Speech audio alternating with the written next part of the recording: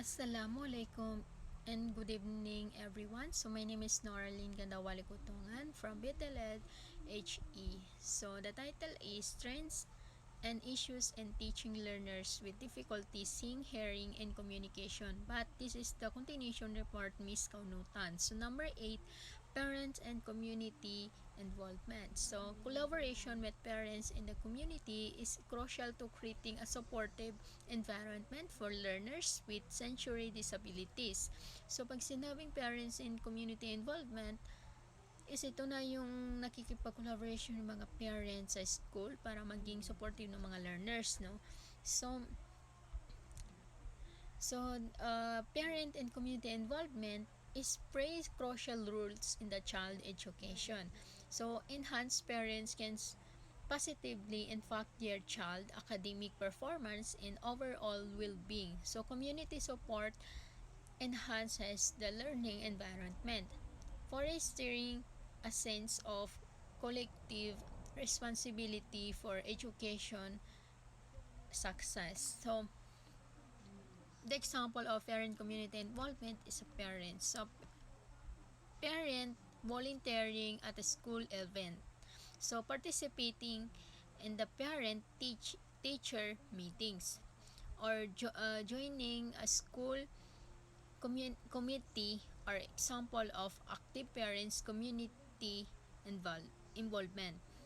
Additionally, parents supporting fundraising activities or contributing their skills such as organizing workshop or sharing professional expertise can greatly benefit the school community. So, number 9, intersectionality. Recognizing that students with sensory disabilities may have other diverse identities or needs, such as being part of the LGBTQ plus community or having additional learning disabilities.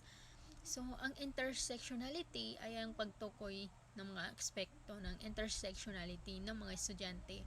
So, mahalaga upang magkaroon ng mas malalim na pag-unawa sa mga kanilang mga pangangailangan at karanasan. So, ang example nito ay ang isang estudyante na babae. So, si babae ay maitim siya at membro ng LGBTQ community. So, maaaring makaranas sila ng mga bullying at ito ay nagpapakita kung paano ang intersectionality ay nagiging bahagi ng karanasan sa mga estudyante at kung paano ito makakapekto sa kanilang academic at pangarap at kalusugan.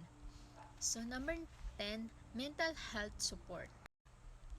Addressing the mental health challenges that students with sensory impairment may face, including feelings or isolation and frustration, is essential. So, the mental health support is essential for individuals who may be facing emotional or psychological challenges.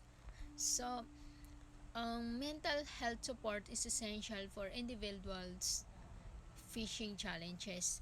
So, this is include access to counseling, therapy service, helplines, and community and resources, creating awareness, reducing stigma, and fostering an open dialogue about mental health and contribute to support environment. It is important to encourage seeking professional help when needed and promoting self-care practice for overall well-being. Dito lang po ang aking report and thank you for listening. Goodbye.